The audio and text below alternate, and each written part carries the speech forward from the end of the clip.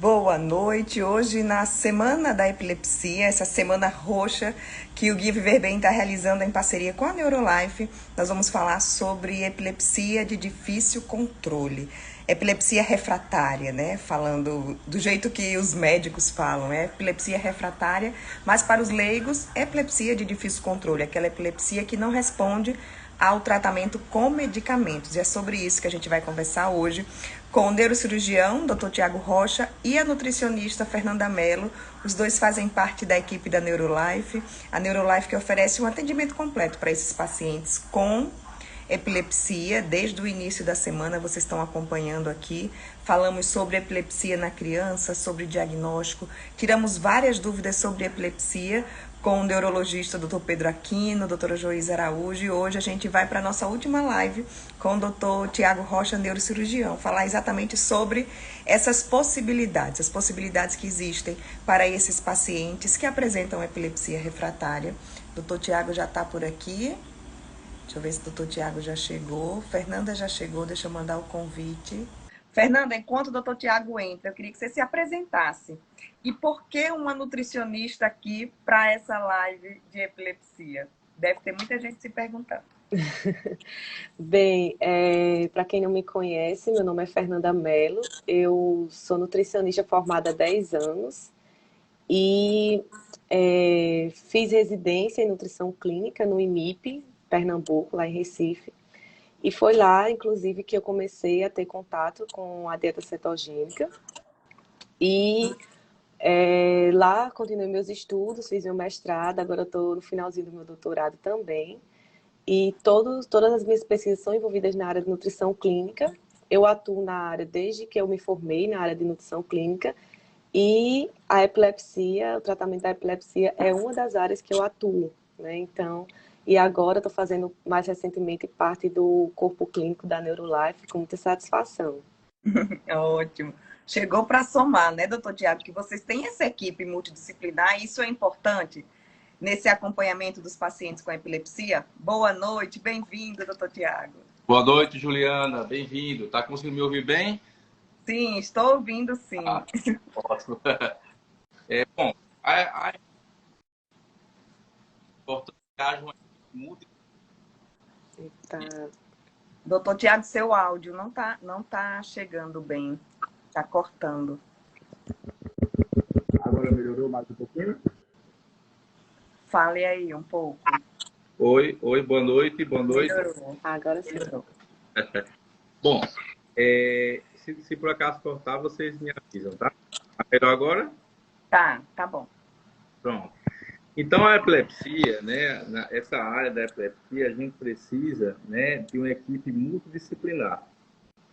Essa equipe multidisciplinar, ela passa por diversos especialistas, né? A gente tem o neurofisiologista, né, que é o neurologista clínico, que ele se especializa nessa área da epilepsia. Além do neurofisiologista, nós temos o neurocirurgião, para aqueles casos de epilepsia. Temos a nutricionista, da parte da dieta cetogênica, que é importantíssimo para os casos também de epilepsia, para comentar mais adiante. E a gente tem tem a fisioterapeuta, o neuropsicólogo, então a gente tem uma equipe completa, né, que consegue conduzir bem esses pacientes, né? Então, é um paciente muito complexo, um paciente que, na verdade, só o neurologista, só o cirurgião não consegue ter a demanda suficiente para atender. Então, precisa de toda uma equipe, toda uma estrutura para conduzir de maneira adequada esses pacientes. Inclusive, isso é um desafio, né, em qualquer centro, né, que busca tratar a epilepsia, é você ter uma equipe multidisciplinar. Tem pessoas que fazem sua formação em São Paulo, voltam para os seus estados de origem e muitas vezes não conseguem desenvolver o serviço de maneira adequada porque falta equipe disciplinar, falta estrutura. Então, a gente foi para fora, né, e voltou para Natal, né, então escutar muito isso, olha, jamais desista. Monte sua equipe, é difícil, mas é importante trabalhar todo mundo em sintonia, em harmonia, que aí a gente consegue tratar de maneira adequada esses pacientes, né? Na Neurolife, graças a Deus, a gente tem uma equipe boa, de pessoas competentes, né, qualificadas, Temos a equipe totalmente completa, e agora a Fernanda entrou aí nesse time. A gente está muito satisfeito, muito feliz com a entrada dela. E a gente faz também, além disso, uma reunião científica de todos os casos que são refratados, todos os casos que merecem uma atenção especial. A gente tem uma reunião científica interna da clínica, que acontece toda última quinta-feira do mês, no próprio prédio da clínica. Então, a gente faz essa reunião científica com o objetivo da gente dar qualidade no tratamento desses pacientes. Doutor Tiago, uma dúvida comum. O que é a epilepsia refratária? Quando esse paciente ele é considerado ele é diagnosticado com essa epilepsia refratária? Pronto, a gente tem do país, a gente tem 1,5% da população brasileira com epilepsia, né, que corresponde a 3 milhões de pessoas. Das 3 milhões de pessoas, 2/3 dessas pessoas, elas respondem bem ao tratamento. A gente tem, inclusive, que 50% desses 3 milhões respondem com uma medicação, um fármaco antiepilético. E aí, 1/3 desses pacientes, eles não têm uma resposta adequada ao tratamento medicamentoso. Então, a gente tem cerca de 1 milhão de pessoas no Brasil refratárias ao tratamento clínico. O conceito de refratariedade, muitas vezes, é um conceito que não é bem conhecido. E isso é ruim tanto, principalmente para o paciente. E, então, a gente tenta, durante a semana, também a gente trazer o conceito de refratariedade. O que é refratariedade?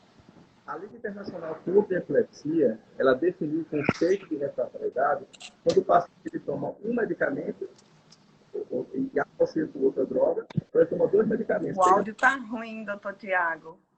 O áudio tá bem longe e cortando. E agora, melhorou? Melhorou. Tá apoiado embaixo, assim? Porque às vezes quando tá apoiado, ele... Agora tá bem, né? Agora tá. Pronto, então o conceito de refratariedade é quando o paciente ele toma 2 medicações. Não é 3, não é 4, não é 5, 2 medicações. A partir de 2 medicações, seja em monoterapia ou em associação. O que é monoterapia e associação? Ele está usando uma medicação e trocou por outra, certo? Ou ele está usando uma e associou a segunda. Então, o conceito de refratariedade é quando o paciente ele toma 2 medicações. A gente tem um trabalho clássico que ele mostra que 50% dos pacientes respondem com um medicamento. 11% dos pacientes respondem com a adição da segunda medicação. A gente tem 4% dos pacientes que respondem com a adição da terceira medicação. E apenas 0,8% com a introdução do quarto fármaco antiepilético. Então, a partir desses trabalhos clássicos na literatura, a Liga Internacional contra a Epilepsia definiu como conceito de refratariedade quando o paciente ele faz uso de 2 fármacos antiepiléticos. Não são 3, não são 4. A partir de 2, ele já é considerado refratário. Obviamente que, na verdade, o paciente ele tem que tomar essas medicações de maneira otimizada, não é subdose. Porque muitas vezes a gente vê o paciente com 2 medicações, ele é mal conduzido do ponto de vista clínico, mas ele usa em subdoses. Então, ele não é refratário, certo? Ou então, ele usa a medicação e não é para aquele determinado tipo de epilepsia. Cada tipo de epilepsia tem a sua medicação, então isso aí a gente sempre leva em conta.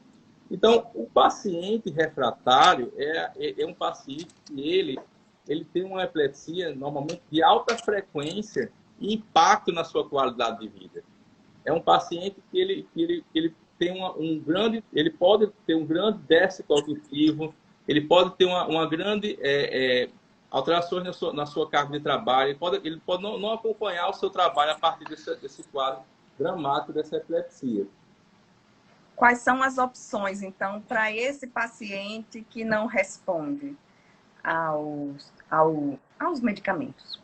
Então, o paciente não responde ao tratamento medicamentoso, a gente tem, infelizmente, nem todo paciente.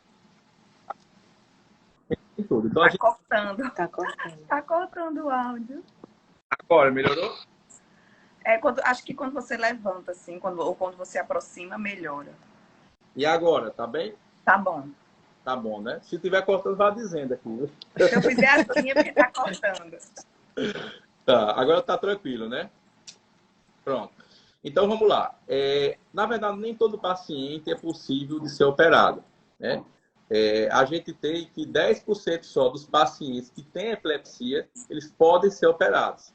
Então a gente tem 3 milhões de pessoas, 10%, 300 mil, certo? As outras 700 mil são considerados pacientes que têm epilepsia refratária, mas que são paliativos.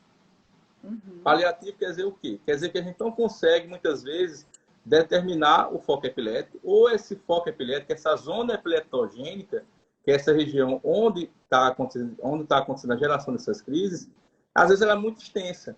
Então, às vezes, ela invade áreas funcionais. Então, os pacientes que são paliativos, que a gente chama, são 700 mil pessoas, infelizmente. E os pacientes que são paliativos, né, que a gente vai buscar dar qualidade de vida, mas não acabar com as crises, são pacientes que eles conseguem ter uma boa resposta com o VNS, que é o estimulador do nervo vago, com a dieta cetogênica e alguns casos selecionados, não todos, mas alguns casos selecionados com o canabidiol. O canabidiol ele vai ajudar principalmente as crianças em algumas síndromes epiléticas infantis, como síndrome de Dravet e Lennox-Gastaut. Então, o canabidiol ele vai ajudar principalmente esse público, que é o que o canabidiol ele tem os melhores trabalhos, os melhores resultados nesse público. Então, infelizmente, a gente tem 1 milhão de refratários. 300 mil podem ser operados. 700 mil, não. Então, basicamente é isso. Como é que é feita a cirurgia de epilepsia? Então, a gente está ouvindo bem? Tá não, tá ruim. É. Agora melhorou. Melhorou. Doutor Tiago, antes de você falar da cirurgia, eu queria só entender uma coisa. Como é que é a dieta? A dieta é o quê? Corta alimentos, acho que Fernanda poderia falar, corta alimentos que estimulam essas crises, é isso? Como é que acontece? Por que a dieta tem essa ligação direta aí no tratamento?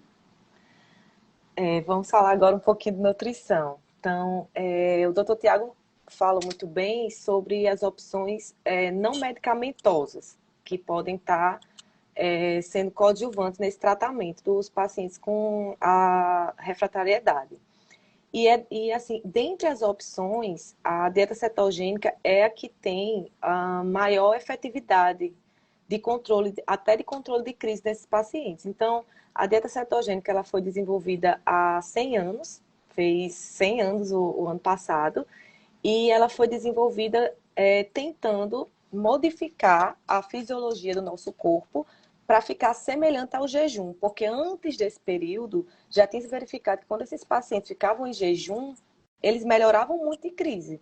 Só que o jejum ele não consegue ser continuado por muito tempo, né? Não tem que ficar sem comer. Então, o que aconteceu?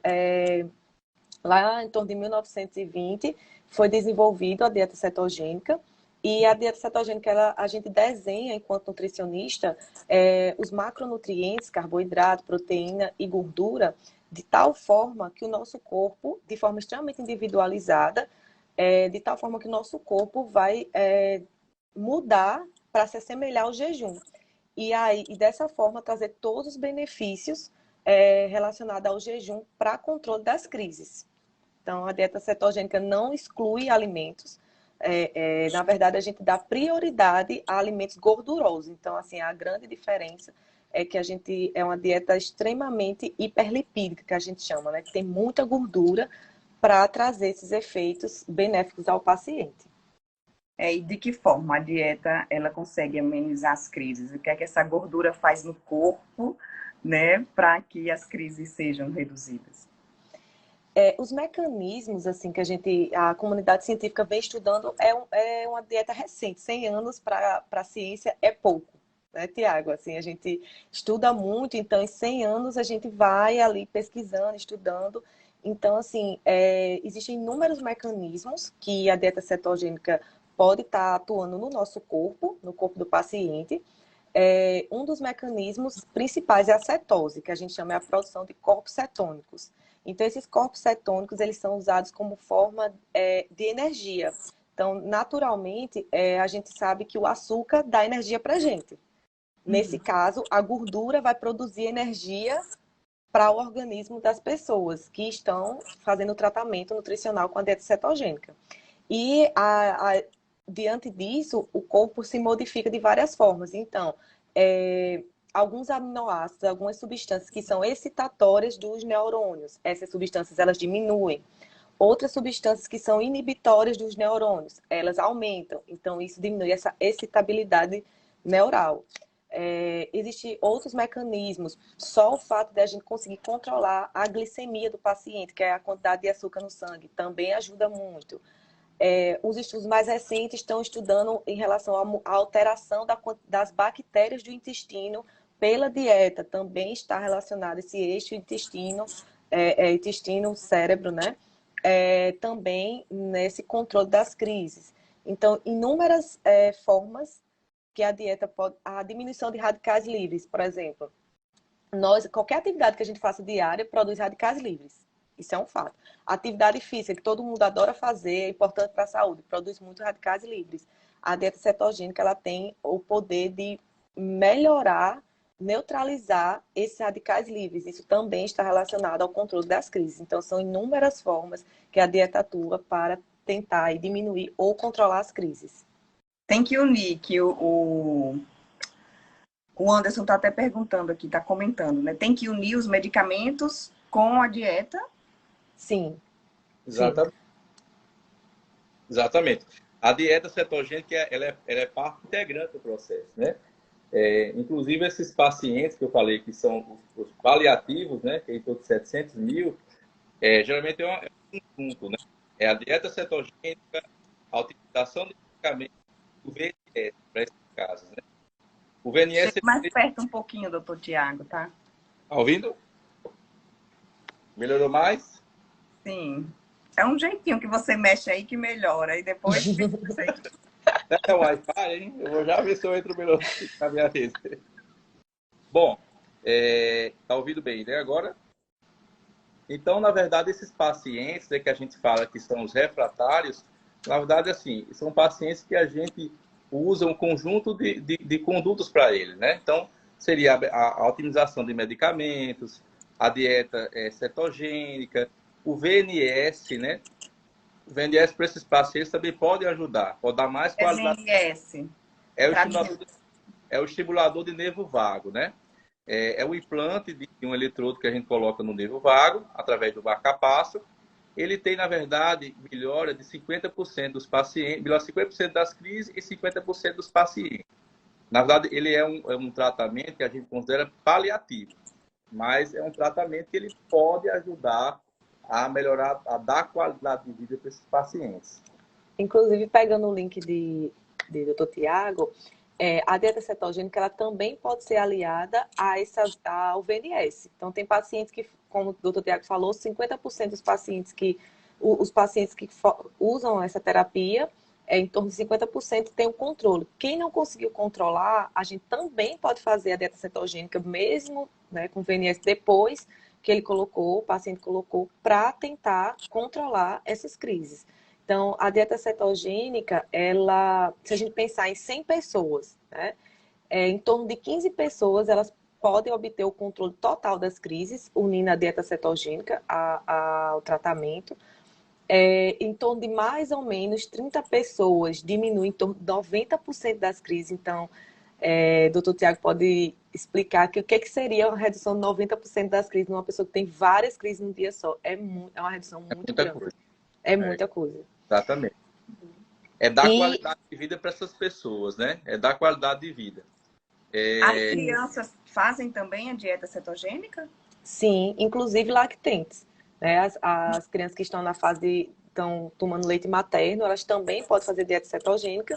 Aí, claro, o leite materno não vai ser exclusivo, né? A gente vai unir o aleitamento materno à dieta cetogênica para que esses pacientes eles consigam ter uma qualidade de vida e, assim, diminua qualquer risco que as crises venham a dar aquele paciente. Por exemplo, uma criança que tem alguns tipos de crises específicas pode aumentar o risco de morte súbita. Então, não é, Tiago? Assim, a gente tem isso. Então, só dele fazer a dieta cetogênica, diminui muito as crises e diminui o risco de morte súbita, que é raro em crianças, mas infelizmente pode aumentar por ter crises epilépticas, né? Então, qualquer idade, a dieta cetogênica ela é indicada desde lactentes, né, crianças que estão no período de amamentação, até idosos. Uma dúvida para a gente passar para a cirurgia. A dieta cetogênica é a mesma para todos ou não? Para os pacientes com epilepsia, é uma dieta cetogênica, mas com estratégias diferentes, ou é a mesma dieta cetogênica? Tem muita gente que faz, né, para emagrecer, tem atletas que fazem. Exatamente. A dieta cetogênica, ela não é uma só. Ela tem um princípio, certo? E a gente tem 4 tipos diferentes de dieta cetogênica. Então, o que a gente faz? Quando se junta a equipe, a equipe de neuro, né, o neurocirurgião, todos os neuros que são envolvidos, né, e a nutricionista, a gente vai decidir de acordo com o tipo de epilepsia que aquela pessoa tem, de acordo com a idade, com a questão social daquela pessoa, o estado nutricional. Então, por exemplo, vão ter pessoas que podem chegar desnutridos. Eu não posso começar uma dieta cetogênica numa pessoa que é desnutrida, por alguns motivos da dieta também levar à perda de peso. Por isso que tem hoje, né, tem esse uso da dieta cetogênica também para a questão da perda de peso, mas que não é a discussão de hoje, né? Então vamos voltar aqui. Então existem vários tipos. E aí eu vou, enquanto nutricionista e com a equipe médica, ver qual é o tipo adequado para aquela pessoa. Então é uma dieta muito individualizada que a gente realmente tem que fazer um estudo de caso, né, Tiago? Então a gente faz esse estudo, apresenta à família, porque a família ela desconhece realmente assim o detalhamento que consiste em fazer a dieta cetogênica. Então a família tem que conhecer e tem que dizer, sim, vou fazer, né? Ver tudo que contempla, assim, vou tentar e vou fazer, e aí a gente começa o tratamento. Certo. Não deu resultado com a dieta, nem com o VNS, nem com os medicamentos, aí parte para a cirurgia. Mas eu já disse, doutor Tiago, que esses pacientes, apenas 10% são candidatos à cirurgia. Como é que o paciente sabe? Quais são os critérios aí para que essa cirurgia seja realizada?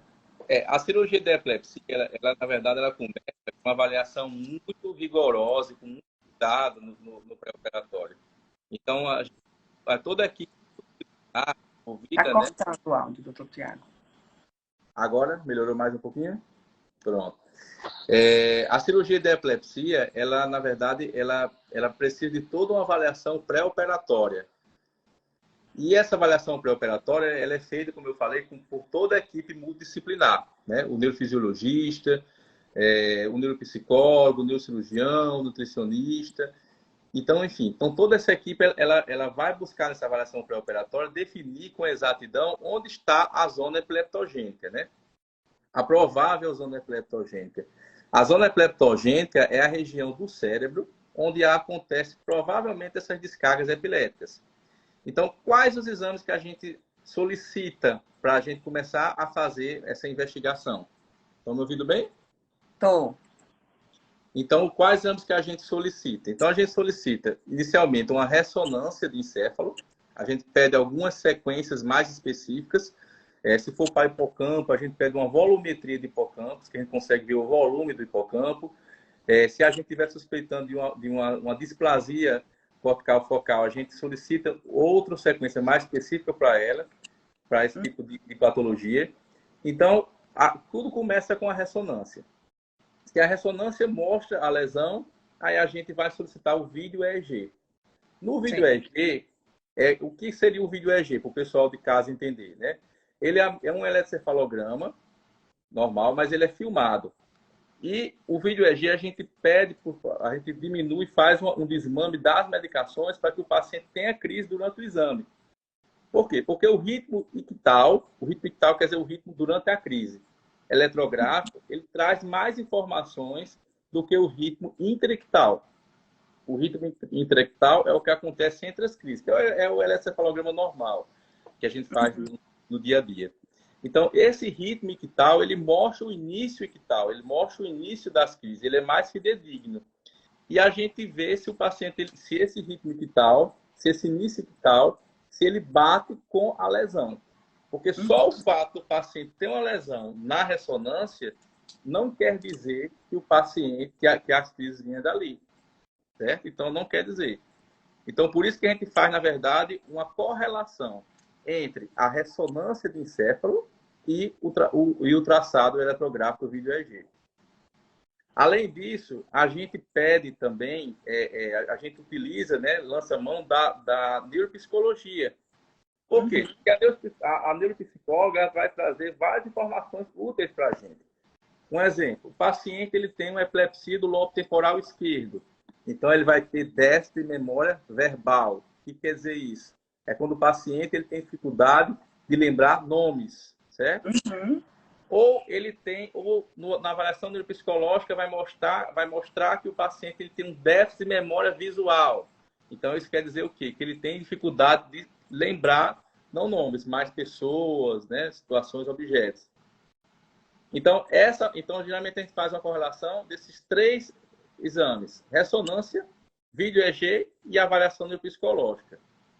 Quando acontece uma congruência, ou seja, todos os exames eles apontam que aquela região cerebral é a responsável pela geração de crises, aí a gente define a zona epileptogênica. Essa zona epileptogênica, ela deve, para ser operada, ela não pode estar perto de áreas funcionais, que são as áreas eloquentes. Uhum. Quais são as áreas eloquentes principais? A região da fala, da visão, a área motora.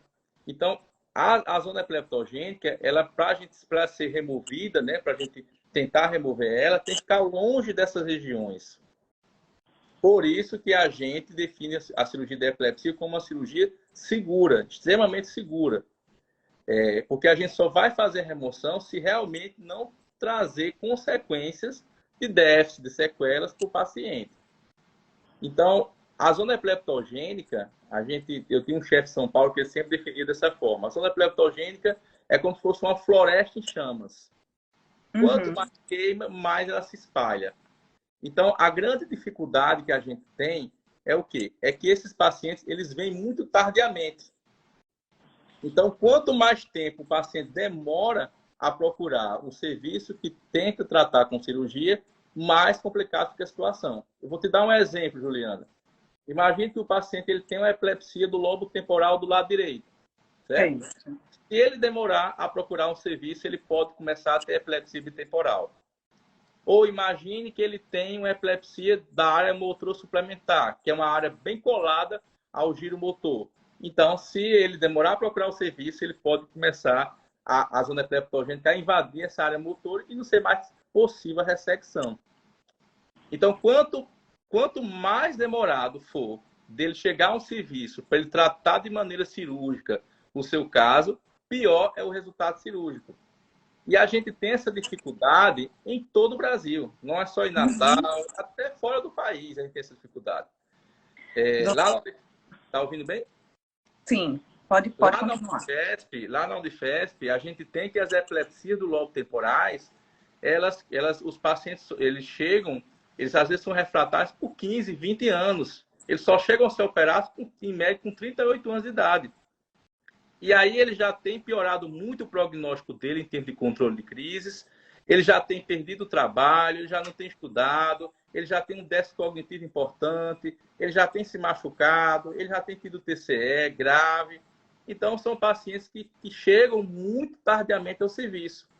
Mas isso tudo acontece porque a definição de refratariedade nem todo mundo sabe, infelizmente. Na verdade, todo aluno do 6º ano de medicina ele tem que saber a definição de refratariedade para poder encaminhar para os profissionais que cuidam dessa parte. Doutor Tiago, então, esse paciente que não está controlando as crises, pode ser até um bebê, não está controlando as crises, já usou os 2 medicamentos, já substituiu e não controlou. Então, antes de tentar a dieta ou o VNS, ele já pode ir para essa investigação cirúrgica, ele já pode fazer a cirurgia? Já ou não? pode. A cirurgia vai depois dessas tentativas todas? Não, estou perguntando porque, como você disse que quanto mais rápido for feita a cirurgia, então eu acredito que essa avaliação, se for feita logo, né, esse paciente vai para a cirurgia mais cedo. Exatamente, exatamente. Lá na Unifesp, a gente chegou a operar uma criança de 2 meses de idade.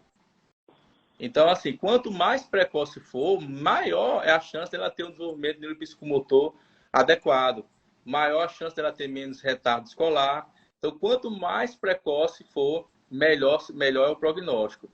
Porque a cirurgia, na verdade, para você operar, a gente tem que, como eu disse a você, a gente tem que definir essa zona epileptogênica. Se for possível a ressecção cirúrgica, ela tem que ser feita logo, ela não pode esperar, entendeu? Existe alguma síndrome catastrófica na infância, como o Rasmussen, por exemplo, e o paciente ele tem às vezes 10, 100, 50 crises por dia.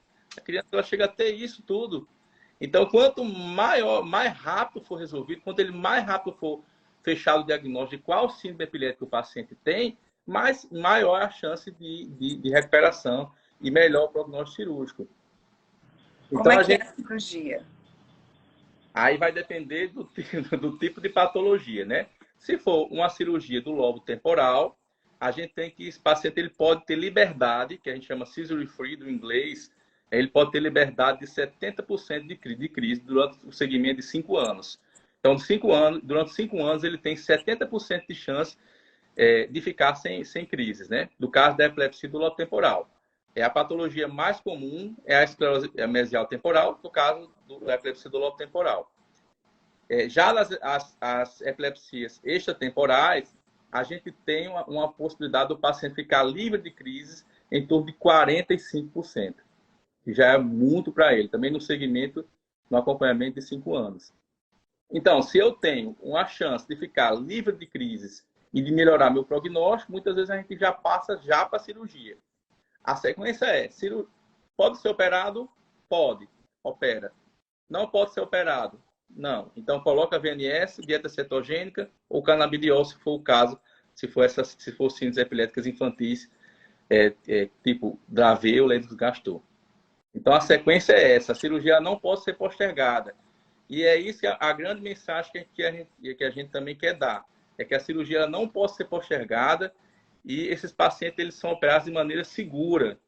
É uma cirurgia extremamente segura. Não é à toa que é da neurocirurgia funcional, né? Que a gente preserva, tem o prazer de preservar a função do sistema nervoso central, né? Só vai ser feita se for possível essa preservação, né? Só ser feito se for possível. Vou dar um exemplo. Vamos supor que o paciente ele tenha uma displasia, que é um tipo de malformação do desenvolvimento cortical. Uma displasia na área da fala, certo? Seja um paciente orientado, seja um paciente que tem um perfil bom. Então, a gente faz uma cirurgia acordada. A cirurgia acordada a gente faz com o objetivo de preservar a função da linguagem, de diminuir riscos de déficit. Então, vamos supor que essa mesma displasia, que tem outra displasia, ou em outra situação, que o paciente tem uma displasia na área motora suplementar, você é colado com a área motora primária, então a gente lança a mão da monitorização neurofisiológica. Aí com o doutor Luiz, essa você está ouvindo. E aí essa O doutor Luiz participa da cirurgia. O doutor Luiz está aí, não, acho que ele está... E aí a motorização intraoperatória, a gente consegue fazer um mapeamento da área motor, que é o chamado Gray Mapping. A gente mapeia a área motor, vê onde é a área da face, a área da mão, a área do ombro, a área da perna. Então, a gente faz todo esse mapeamento e, através também de navegação, a gente consegue ressecar essa lesão, né, sem que deixe déficits motores, né? E o pós da cirurgia? Como é que é o pós, essa recuperação desse paciente? Depois da cirurgia, vai precisar fazer a dieta, continuar na dieta? Depois, Fernanda fala em relação a isso. Bom, o pós-operatório é um pós-operatório normal de neurocirurgia, né? Ele vai para a UTI, ele fica na UTI por 1, 2 dias na UTI. Depois, mais ou menos com uns 3, 4 dias, se estiver tudo bem, vai para casa. Volta no consultório com 15 dias para tirar os pontos. E aí, vida que segue, né? Continua tomando remédio, doutor Tiago, depois da cirurgia? Boa pergunta, exatamente. Ele continua tomando remédio. Porque a cirurgia, às vezes, muitos pacientes perguntam, doutor, eu quero me operar porque não quero mais tomar remédio. Não existe isso. Na verdade, a cirurgia não é para deixar de tomar remédio. A cirurgia é para o paciente ele ficar com liberdade, ele ficar livre de crises, ficar seizure free. Então, a cirurgia é para isso, é para deixar o paciente com liberdade de crises. Agora, o desmame da medicação pode acontecer depois de 2 anos. Se ele passar 2 anos sem crises no pós-operatório, então esse desmame ele tem que ser feito de maneira bem gradual. Reduz 25% da dose, faz um encefalograma, reduz mais 25%, e aí vê qual a dose da medicação que ele consegue ficar sem ter crises. Mas, na verdade, é uma coisa que não é o objetivo da cirurgia da epilepsia. O objetivo é deixar o paciente livre de crise. Porque a cirurgia, na verdade, é uma modalidade de tratamento igual à medicação. Né? Mas, para aqueles casos refratários, onde a gente consegue determinar essa zona epileptogênica, quem dá a chance de o paciente ter liberdade de crise, né? E, infelizmente, o paciente que tem epilepsia é um tormento você ter crise, né? Muitos pacientes, eles têm um convívio social prejudicado, às vezes fica com vergonha de ter uma crise e todo mundo ficar vendo, ficar expondo a pessoa. Então, realmente, é um martírio, né? E algumas profissões é complicado. Às vezes tem motorista, digamos, de caminhão, de aplicativo, e a pessoa, um cara desse tendo crise, acaba com a profissão dele. É a profissão dele que está em jogo, entendeu? Então, por isso que o impacto laborativo e social é muito grande, entendeu? Certo. Depois da cirurgia, continua tomando remédio. A dieta continua também. Essa dieta dá para seguir sempre, a vida inteira, esse paciente que tem epilepsia? E os pacientes que não têm epilepsia refratária, se eles fizerem a dieta, eles também se beneficiam? Eita, que pergunta agora. Um monte de perguntas. Porque vocês ficam falando, aí vem um monte de dúvida na minha Vem um cabeça. monte de dúvidas. Vamos com calma, se eu não responder algum, aí você me pergunta de novo. Se o paciente, né, ele fez a cirurgia e continuar, ele pode sim fazer a dieta cetogênica como mais uma forma de tratamento para ver se controla ainda mais as crises ou até deixa ele livre de crise. Então, assim, ele pode fazer antes da cirurgia, como pode continuar fazendo depois, não vai ter problema nenhum. Se for para controlar as crises, está fazendo, né? Então, é a opção. A dieta, ela não é feita para a vida toda, não é isso, assim, o tempo de tratamento da dieta cetogênica é em torno de 2 a 3 anos. Então, o paciente, o ideal é que ele passe de 2 a 3 anos. Então, da mesma forma que a gente começa aos poucos. Não tem como inserir uma pessoa na dieta cetogênica mais, como é que eu posso dizer, mais rígida de uma vez só. Então, a gente vai começando aos poucos. Às vezes nem precisa chegar na mais rígida, porque quando chega no meio, aí ele já consegue a cetose, já consegue reduzir, já consegue tudo, e então a gente nem chega lá. E aí, quando dá os 2, 3 anos, a gente começa a desmamar a dieta também. E o melhor de tudo é que os pacientes que ficam livres de crises com a dieta cetogênica, eles continuam com esse efeito, mesmo desmamando a dieta. Há uma boa parte deles. Então, isso é uma coisa assim, extraordinária que a dieta consegue fazer para aqueles que realmente ficam livres de crises. Assim. Então, imagine, você faz 2 anos, 3 anos de tratamento e, de repente, você ficou sem crise e continuar com esse efeito para a sua vida, né? Então, é muito bom. Pacientes que não são refratários, eles podem se beneficiar também da dieta? Assim, a dieta cetogênica, ela é indicada para esse tipo de tratamento. Por quê? Porque há todo um esforço para se fazer a dieta cetogênica. Ao contrário do que eu percebo na mídia em relação à dieta cetogênica para outras atividades, para outros objetivos, a dieta cetogênica real, ela precisa de toda uma dedicação. Tem a questão social, então tem várias coisas que implicam fazer a dieta cetogênica. Então, assim, para a pessoa fazer, se ela toma medicação e consegue um controle de suas crises, em geral, não vai querer fazer a dieta, porque ela vai ter que, por exemplo, eu quero ir para uma festa. Vai ter lá docinhos na festa. Aí eu não vou poder comer os docinhos da festa, porque eu não posso comer carboidrato. Só o carboidrato que está lá contado na dieta. Então, se ela faz medicação e controla a crise, então não precisa ela fazer dieta cetogênica. Atividade, né? Isso. Ótimo. Doutor Tiago, vamos voltar aqui para a cirurgia. Você falou que em alguns casos o paciente fica acordado na cirurgia, não é isso? Isso, exatamente. Como é que isso acontece para os leigos aqui falando? Porque eu estou imaginando como é que ele não vai ter dor, como é que ele vai ficar acordado ali na hora da cirurgia. A cirurgia acordada, né, que é do inglês Awakened Anatomy, né? na verdade, é indicada a partir de 12 anos de idade, né? Então, é aqueles pacientes que ele tem um nível de orientação muito adequado, eles podem ser submetidos à cirurgia acordada. Então, como é que é feito? É feita uma sedação e o anestesista ele faz um bloqueio do scalp, da pele. Ele pega pontos específicos que causam dor e faz o bloqueio. Porque, na verdade, o que causa dor não é o cérebro, você mexer no cérebro. O que causa dor, na verdade, é você mexer na pele e no osso, e na dura mater.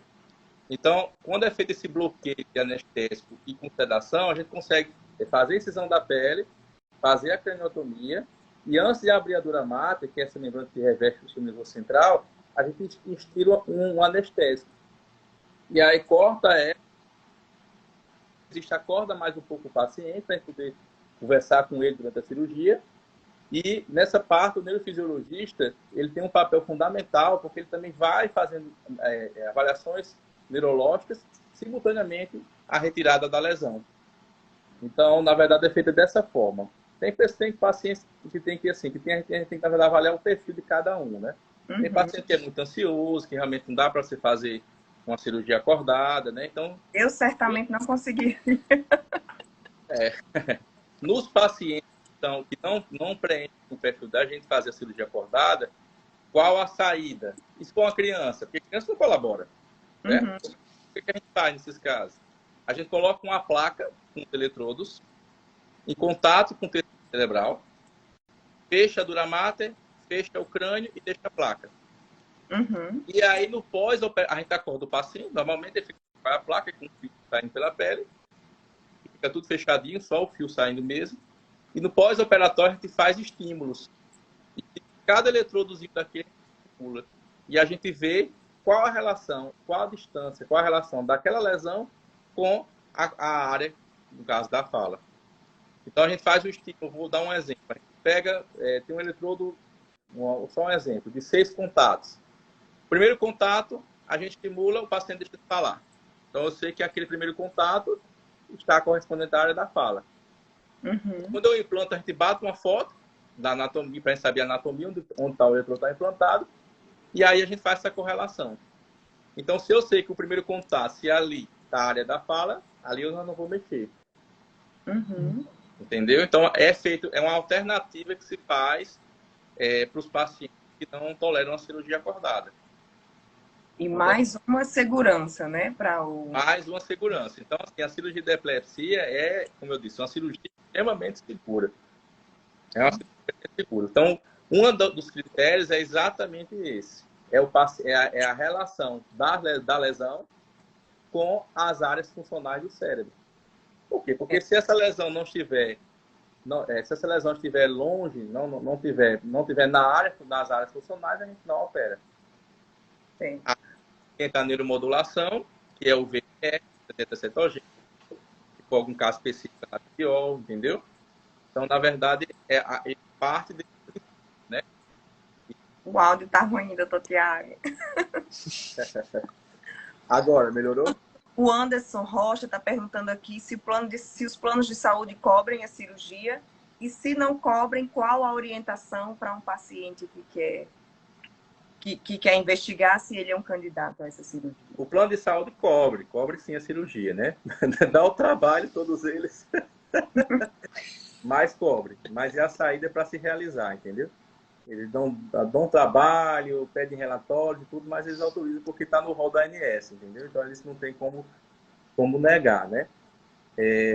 No SUS é muito mais complicado, porque no SUS você parte do pressuposto de equipe multiprofissional, você parte do pressuposto também que você não tem um vídeo EEG, que é esse equipamento que eu falei que é fundamental na avaliação pré-operatória.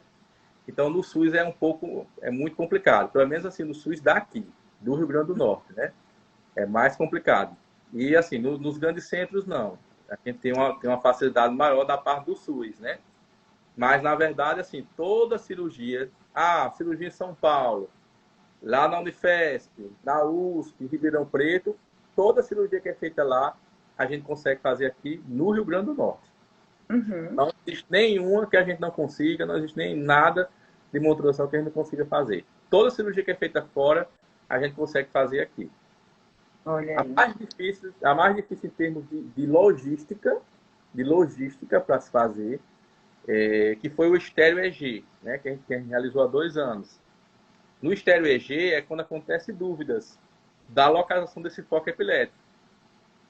Então, muitas vezes, esses exames que eu te falei, ressonância, vídeo EG, avaliação neuropsicológica, muitas vezes eles não são concordantes. Então, Uhum. então, imagine só, a gente até discutiu um caso, né, recente. Uma criança que tem epilepsia bitemporal. Então, o vídeo EG mostrou que tem descarga dos 2 lobos. E aí, o que fazer? Então, a gente implanta esses eletrodos, que são eletrodos de profundidade, que eles vão visualizar com exatidão se realmente essa epilepsia é bitemporal mesmo ou se ela é unilateral. Então, essa cirurgia do estéreo EG que a gente faz, a gente implanta em alvos específicos, ela já é realizada aqui, já em Natal. Uhum. Em termos de logística, por que eu falo que é mais complicado? Porque tem que trazer um vídeo EG de fora, de 64 canais, 128 canais, né, que aqui no estado não tem. A gente tem nosso vídeo EG, mas não é de 64 canais. Então, assim, tem uma logística um pouco mais complicada, mas a gente consegue fazer também. Fora isso, a gente consegue realizar todas. Não há nenhuma cirurgia que a gente não consiga fazer aqui. Certo.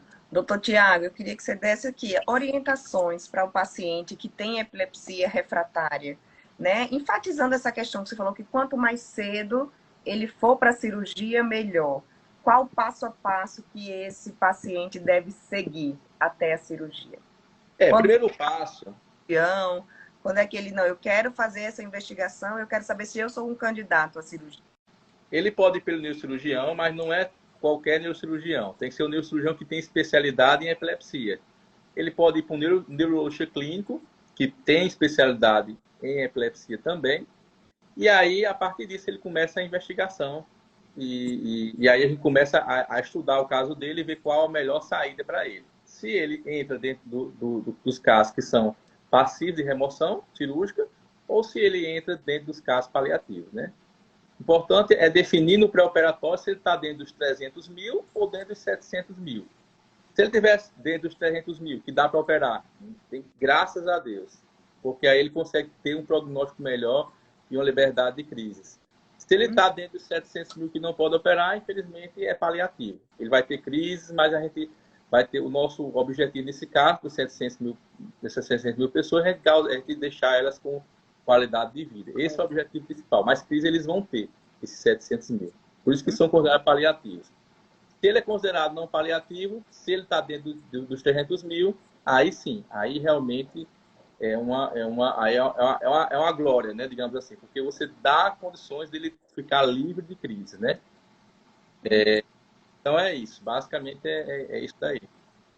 E Fernanda também, queria que desse orientações. Eu vejo muitas mães, né, sofrendo com filhos com epilepsia, com várias crises.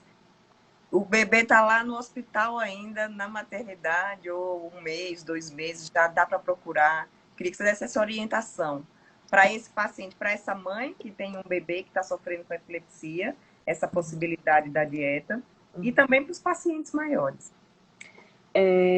Para as pessoas que têm epilepsia refratária e que têm dúvidas, é como o doutor Tiago falou, tem que procurar a equipe especializada, né? Então, conversa lá no hospital mesmo, já conversa com o neuro que está acompanhando, pergunta e vai correr atrás da equipe. Porque a nível hospitalar se faz dieta cetogênica, né? Mas essa mãe, ela precisa de um acompanhamento a nível ambulatorial. Então, ela vai precisar desse acompanhamento. Então, às vezes, consegue-se obter a dieta cetogênica no hospital, mas não se acompanha ambulatorialmente. Então, a gente precisa acompanhar o crescimento, desenvolvimento da criança. Então, precisa do nutricionista ali, especializado, que saiba fazer, que entenda para acompanhar os efeitos colaterais. Muitas mães vão para casa, conseguem ver como é no hospital, mas quando chega em casa não consegue lidar com os efeitos colaterais. Então, tem que procurar realmente a equipe para saber, porque nem todos os pacientes que têm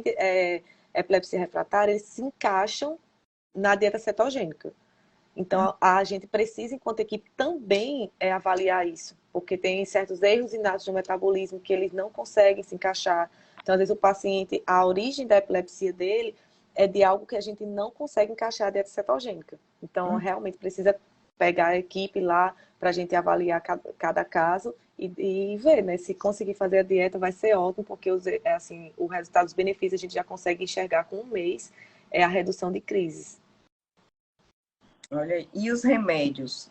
Que é uma dúvida que eu tinha, era para ter perguntado desde o início. Quanto tempo o paciente ele deve esperar? O remédio, ele começa a tomar o medicamento hoje, quanto tempo ele já tem essa resposta da avaliação? Esse funcionou, esse não, tem que trocar, tem que adicionar outro? Isso aí, Juliana, é muito individual, né, de cada paciente. Não tem assim um protocolo específico de tempo para isso, né? Mas a dica que a gente dá é que se o paciente ele tem as doses otimizadas, iniciou um medicamento, certo? Primeira medicação. Ele tem 50% de chance de melhorar, de ficar ali sem um remédio só, certo? Adicionou a segunda medicação, ou trocou pela outra. Então, aí a chance ela passa a ser de 11%. Então, na verdade, essas medicações elas têm que ser bem conduzidas, porque o que a gente vê também no dia a dia é o paciente com subdoses, né? Como eu falei. Então, elas têm que, o neurologista, o especialista, ele tem que subir aquela medicação para uma dose adequada. Ah, não resolveu? Então, ele não está dando 50% de melhora.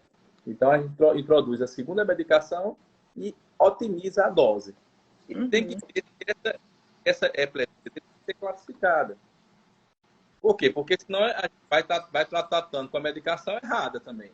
Então, por isso que tudo tem que ser feito de maneira bem coordenada, né? Então, Sim. inicia a medicação, inicia a segunda medicação. Se essas medicações forem para aquele tipo de epilepsia, para aquele tipo correto de epilepsia, e se tiver com doses otimizadas, e se o paciente ele for candidato à ressecção cirúrgica, se ele tiver uma lesão focal, não espera não. Não espera o paciente piorar, o paciente perder seu trabalho, perder sua vida por conta disso, entendeu? Então, eu acho que a grande mensagem que a gente tem que dar é isso, é as pessoas entenderem o que é refratariedade. Tem paciente que às vezes é refratário e não sabe que é refratário. Isso a gente vê direto. Então isso acontece de maneira direta. Então, se ele tem uma epilepsia, ele usa 2 medicamentos, não é 3, não é 4, 2 já. Se ele usa 2 medicamentos e se elas têm uma elevada frequência, impacto na qualidade de vida, e se ele é passivo à ressecção cirúrgica, ele não tem que estar esperando. Porque sempre a pessoa fica com aquela esperança, infelizmente, né?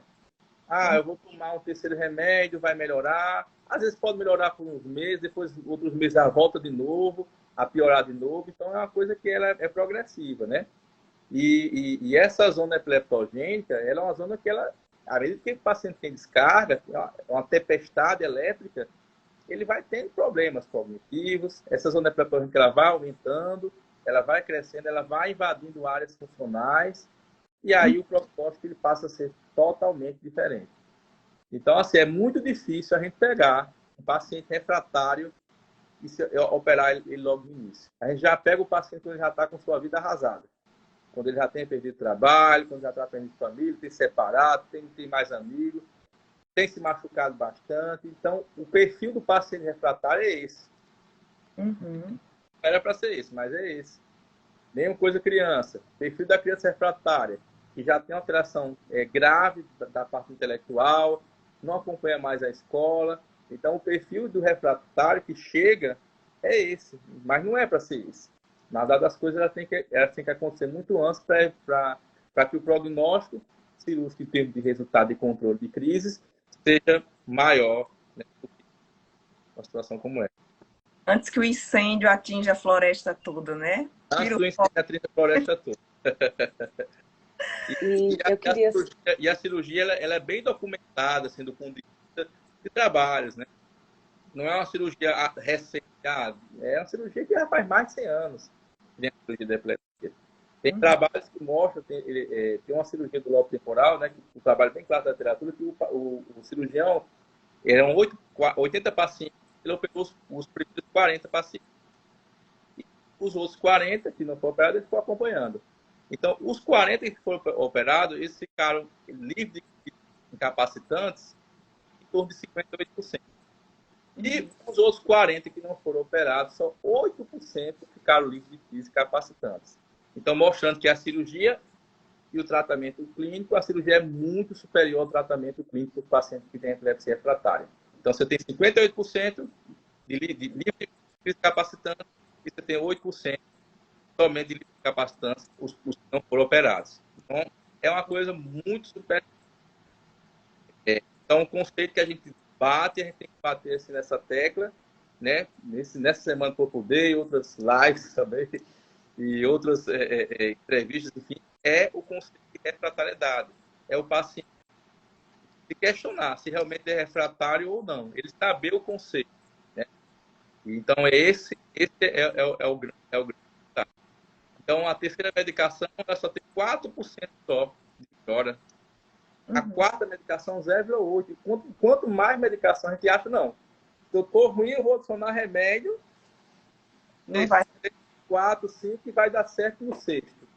Não é. Porque começa a interagir uma droga com a outra, começa a ter efeito colateral, começa uma medicação reduzir o efeito da outra. Então é complicado, sabe? Então acho que a grande lição que a gente tem que passar é exatamente o paciente entender o que é refratariedade. Conceito básico de refratariedade. Mas, obviamente, que tem pacientes que são falsos refratários, né? Tem paciente que usa duas, mas que usa uma dose, uma subdose, que usa uma medicação que não é para aquele controle adequado. Existe também. E aí, Fernanda, você queria concluir algo? Eu queria só deixar um recado do quanto é importante fazer a dieta cetogênica em equipe, porque a dieta cetogênica ela provoca uma mudança muito grande no nosso corpo. E cada corpo reage de uma forma diferente. Então, eu, enquanto nutricionista, preciso do médico, porque a gente também, muitas vezes, precisa mudar até a medicação, porque algumas medicações têm como veículo o carboidrato, e o carboidrato é extremamente contado na dieta cetogênica. Às vezes, alguns efeitos colaterais aparecem, então a gente precisa do médico para estar manejando esses efeitos colaterais, muitas vezes até prescrevendo a medicação. Então, a dieta cetogênica é muito séria, e eu queria passar isso, realmente muito séria, e a gente precisa estar fazendo em equipe. Tem pessoas que podem até assim, querer fazer dieta cetogênica, até por outros motivos, aí fica um alerta para o público que está assistindo. Tenha cuidado, porque assim, quando a gente reduz muito o teor de carboidrato da nossa dieta, da nossa alimentação, e não tem um adequado acompanhamento, a gente pode chegar a um estado que a gente precisa de hospitalização imediata, né? E às vezes a gente está em casa, está tendo os sintomas disso e não sabe. Doutor Tiago tá aqui, e então assim, esses pacientes podem desenvolver o que a gente chama de cetoacidose, né? Quando a gente tem uma alteração muito grande do metabolismo dos carboidratos no nosso organismo. E aí o que acontece? Essas pessoas precisam de UTI. Então, por isso e se elas não forem rapidinho para a UTI, infelizmente tem um grande risco de óbito, tá? Ou seja, de morte. Não está falando só dos pacientes com epilepsia ou tá? Não, o de epilepsia não, porque a gente faz isso muito gradativamente, com todo o acompanhamento. Aí eu estou deixando esse alerta porque você perguntou do uso da dieta cetogênica para outras coisas, né? Então, quando você faz uma dieta cetogênica sem uma equipe qualificada, você pode estar se colocando nesse risco, né? E a dieta cetogênica hoje ela é usada, inclusive, para tratamento de alguns tipos de câncer, como o glioma, né, que é um câncer cerebral também. Então, a gente também pode estar utilizando, não é só para epilepsia, né, apesar de ter sido o princípio dela, mas eu, enquanto nutricionista, fico preocupada nessa questão do emagrecimento, das coisas e tudo, porque a gente precisa estar junto dos profissionais qualificados para que a gente conserve a nossa saúde, né? Então, por isso que a dieta cetogênica tem que ser feita em conjunto com a equipe clínica. Ótimo. Aí na Neurolife tem todos. É isso, eu quero até deixar aqui, tem gente perguntando se a live vai ficar gravada. Vai ficar gravada do nosso canal do YouTube. Aqui no Stories tem uma bolinha Semana da Epilepsia. Lá você clica e tem um link para todas as lives. Foram muitas lives, foram entrevistas assim muito esclarecedoras, como o Dr. Tiago falou, essa questão da informação. Uma pessoa que tem uma epilepsia refratária, por exemplo, e está aí tentando a medicação, a quarta, a quinta, nem sabe que ela tem que ela tem essa opção de fazer a cirurgia logo, e que quanto mais cedo ela fizer, vai ser melhor. Então, quando ela tem acesso a uma informação como essa, ela já vai questionar. médico, né? Como é que eu É, posso fazer essa avaliação? mas é O áudio, doutor. e esse, tá ouvindo? Agora, melhorou? Então é isso, mas essa dificuldade, né, de saber o que é refratariedade é em todo o país, viu? É em todo o país. Olha, lá na Unifesp, como eu falei, as pacientes que têm epilepsia do lobo temporal, eles só chegam com 38 anos. 38 anos que ele chega. Quer dizer, muito.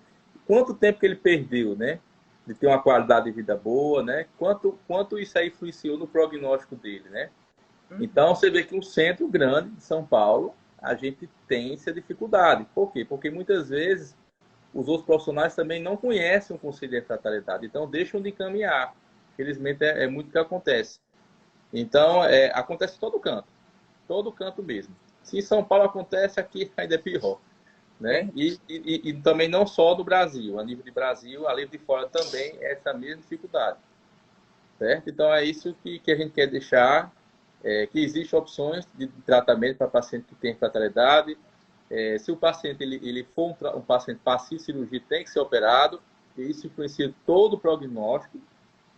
Se não for, se for paliativo, pode botar a VNS, pode, doutora Fernanda, prescrever a dieta cetogênica, né? Então, a gente tem toda essa informação que a gente quer trazer, né? Que tem toda essa dinâmica de tratamento, esse modalidade de tratamento que pode ser realizada, né? Ótimo. Muito obrigada, doutor Tiago. Muito obrigada, doutora Fernanda, também, né? Por compartilharem o conhecimento de vocês hoje aqui. E quem está assistindo, conhece alguém que tem epilepsia? Conhece alguma mãe que está aí em busca desse diagnóstico, né? Encaminha essa live. Vai ficar salva no nosso canal do YouTube, que é o TV Viver Bem, mas o link no Stories é super fácil de encontrar. Muito obrigada, boa noite. Obrigada a todos. Boa noite. Foi uma semana assim de muita informação e que está aqui gravada. Eu tenho certeza que iremos atingir ainda muitas pessoas. Se Deus quiser. Boa noite. Se alguém tiver alguma dúvida, pode mandar, né, para Viver Bem, que a gente tem o maior prazer de responder, né?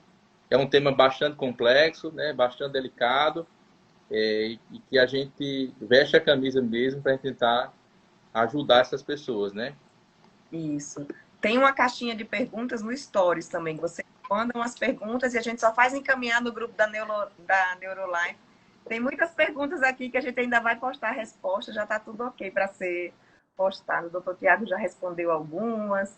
Doutor Pedro também, doutor Isadora. Então, se você tiver dúvida, manda, porque essa equipe multidisciplinar está aqui a postos para responder, né? Isso, doutor Tiago? E para também. Não é porque é minha equipe não, mas é muito boa, viu? Pessoas qualificadas, né? E a gente está muito feliz com todos eles. Ótimo. Obrigada, doutor Tiago. Obrigada, doutora Fernanda. Boa noite para vocês. Boa noite. Boa noite. Tchau.